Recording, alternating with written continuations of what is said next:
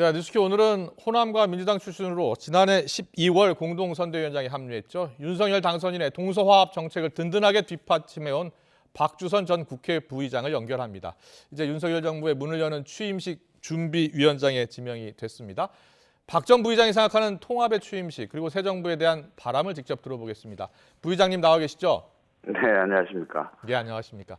오늘 네. 김은혜 대변인이 나와서 인선 발표를 했는데 기자들에게 이렇게 소개를 했습니다. 워낙 수많은 정치 역경을 거치면서 대한민국 정치 지형을 바꾸는데 헌신했다. 어떻게 들으셨습니까?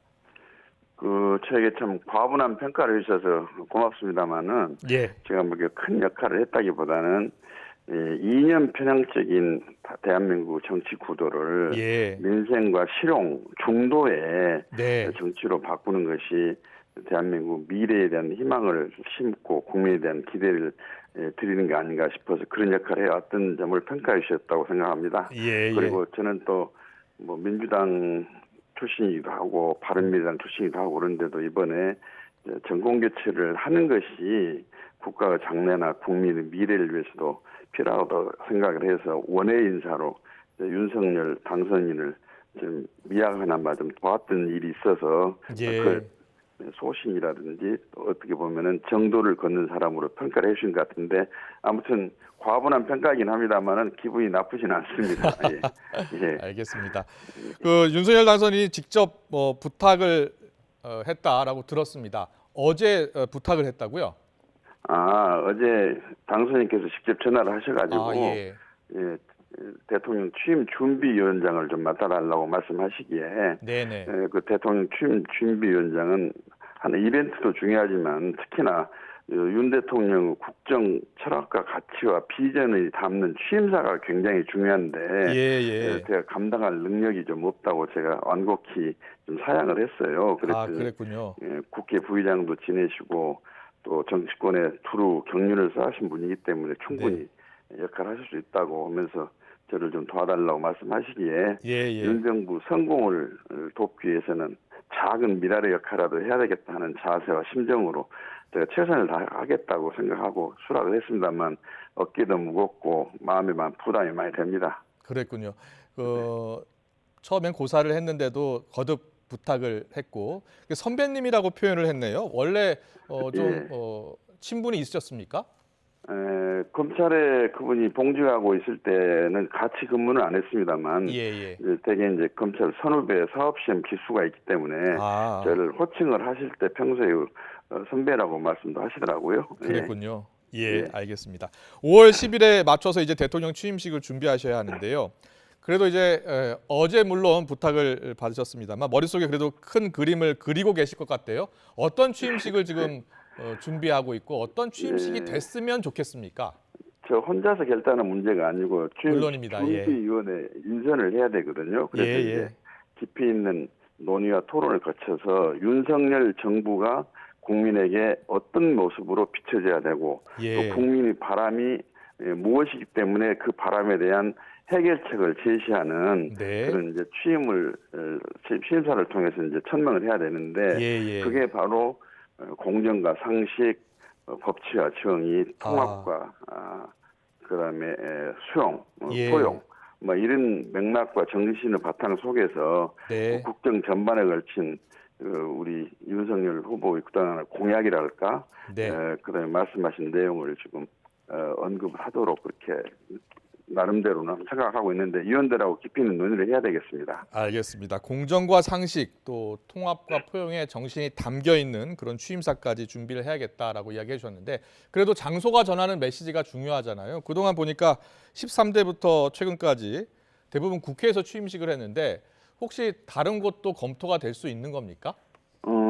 사실은 국민의 대표기관이 국회이기 때문에 대통령 취임식도 국회 광장에서 하는 것도 의미가 있다고 저는 생각이 되는데 지금 코로나 전국 상황에서 어떻게 하는 것이 국민의 축복 속에서 또 국민이 좀 행복한 모습으로 보는 그런 취임식이 될 것인가 하는 것을 위원들하고 깊이 있게 논의를 한번 해야 되겠다고 생각하고 있습니다. 네네, 알겠습니다. 청와대가 이제 집무실을 광화문, 지금 보니까 용산으로도 지금 옮길 생각을 하고 있는 것 같아요. 그래서 혹시 광화문이나 용산 이런 곳에서 좀 온 국민과 함께 통합의 정신을 같이 이렇게 담는 그런 취임식도 기대해 볼 수 있을 것 같은데 혹시 검토가 될 수 있겠습니까? 그 좋은 말씀입니다. 이제 예. 그런 것도 포함해가지고 논의를 하겠습니다. 그리고 특히나 윤 당선인께서는 어제 남대문 시장에 가셔가지고 소탈한 행보, 민생과 격의 없이 소통하는 모습을 보이고 그러셨는데, 재앙적 권위주의적인 대통령 모습을 이번에는 버리고 네. 항상 국민 속에서 국민과 함께 호흡하면서 소통하겠다는 그런 자세로 광화문 청산이 용산 청산이 하는 것을 공약을 하셨는데 그것은 어디로 옮길 것인지 여부는 저로서는 알 바가 아니고 알지 못합니다. 그래서 알겠습니다. 그런 맥락 속에서 취임식도 가졌으면 하는 바람은 갖고 있습니다. 예. 그리고 윤석열 당선인이 직접 이제 국회 부의장도 지내시고 국정 전반의 능력도 있는 선배님이라고 표현을 하셨으니까 청와대 이야기 좀 해보겠습니다. DJ 정부 때 청와대 법무비서관을 지내셨죠?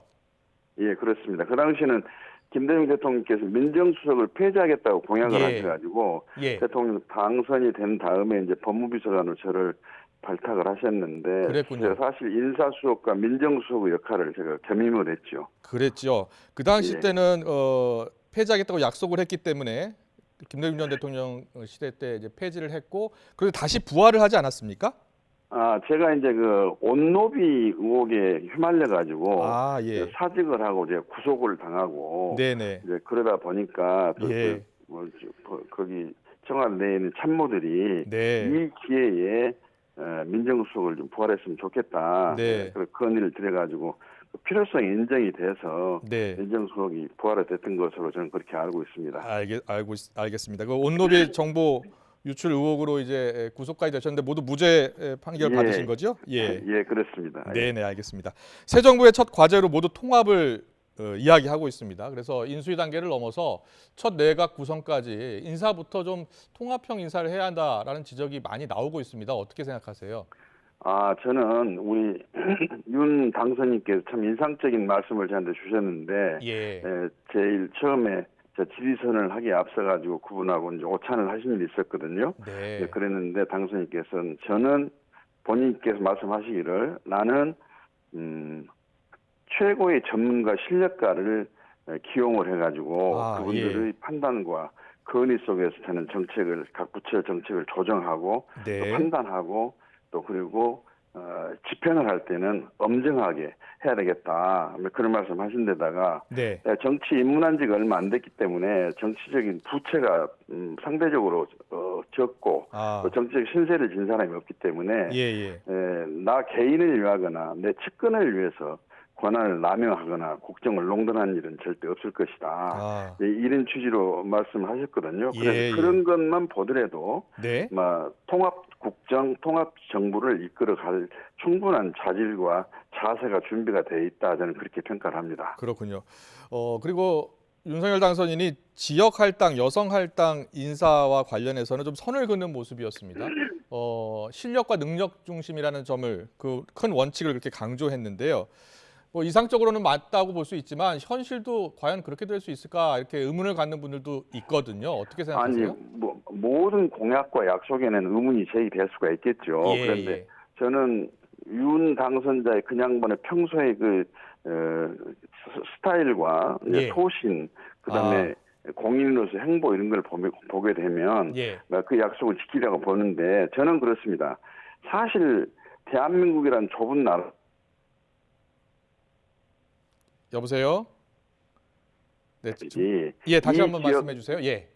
대한민국이란 조그만 나라에서 가장 훌륭한 인재를 발탁해서 역할할 수 있는 기회를 주면 되는 것이지 이 지역 저 지역에서 능력이나 경륜을 고려하지 않고 지역 안배 차원에서 인사를 하는 것은 사실은 적절치 않다고 저는 봅니다. 이 지역 안배라는 것은 꼭 자기 측근 유지 인사를 하다 보니까 그것을 물타기하고 그것을 정당화시키려고 지역 안배 운운을 하는데 어느 지역 출신이기 때문에 거기는 무조건 배제를 해야 한다는 배제의 자세만 돼 있지 않다면 능력, 실력의 발탁 인사는 맞다고 저는 생각합니다. 알겠습니다. 일각에서는 지금 보니까 총리 하마평에 오르신 것 같더라고요. 혹시 들으신 바 있습니까?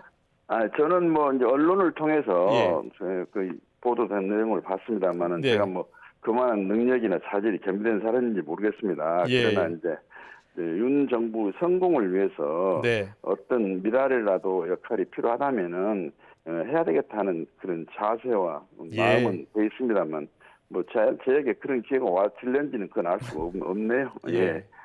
알겠습니다. 기회가 오면 열심히 해보겠다로 이해하겠습니다. 네. 안철수 대표가 인수위원장을 맡았잖아요. 그런데 보면 안 대표와 이제 과거 국민의당, 바른미래당에서 인연이 깊으시고 그래서 잘 아실 것 같습니다. 혹시 안 대표도 잘 아시고 또 윤 당선인도 지금 아는 입장에서 두 사람이 좀 보완 관계가 될 수 있다, 될 거라고 보십니까?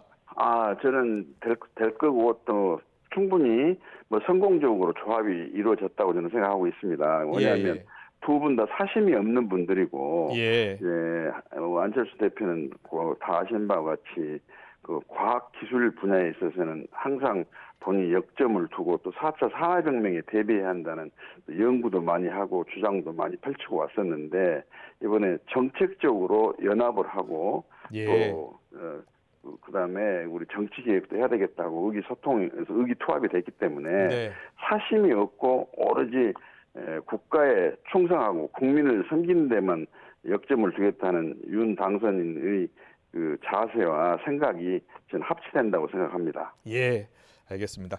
이제 여소야대 정국이 펼쳐질 텐데요. 국회 부의장을 지내신 만큼 여야로 나뉜 지금 국회 상황을 누구보다 잘 아실 것으로 생각이 됩니다. 민주당과 국민의힘, 특히 윤석열 당선인 어떻게 해야 한다고 보십니까? 우선 당선인 입장에서도 현실이 현실이기 때문에 입법부의 다수당을 차지하고 있는 민주당에 대해서 항상 거기에 배려하고 존중하는 모습을 보여야 되고 또 국회는 국민의 대표기관입니다. 국민의 뜻을 대표하는 기관인데 국민의 뜻에 따라서 정권이 바뀌어져 있는데 대표기관이라는 이름으로 해가지고 또 대선에서 패배를 했기 때문에 또 윤 정부의 국정 수행에 감정적으로 대응을 한다든지 또는 보복적인 안갚음을 한다든지 그런 자세는 민주당에서는 하지 않을 것으로 저는 생각하고 해서도 안 된다고 생각합니다. 그런데 그보다도 앞서서 윤 대통령께서 취임을 하시면 민주당에 대한 각별한 존중과 배려의 협치의 자세를 보여야 한다고 생각하고 협치는 대통령이 얼마나 열성적이고 확실하고 진지하게 하느냐에 성패가 달려있다고 저는 그렇게 생각합니다. 네, 알겠습니다. 서로가 존중과 배려로 통합 협치하는 모습 보여줬으면 좋겠습니다. 지금까지 박주선 20대 대통령 취임식 준비위원장과 인터뷰를 했고요. 우리 국민 모두가 바라는 이 통합과 화합의 취임식 될 수 있도록 준비해 주시기 바랍니다. 오늘 말씀 잘 들었습니다. 고맙습니다. 네, 감사합니다. 네.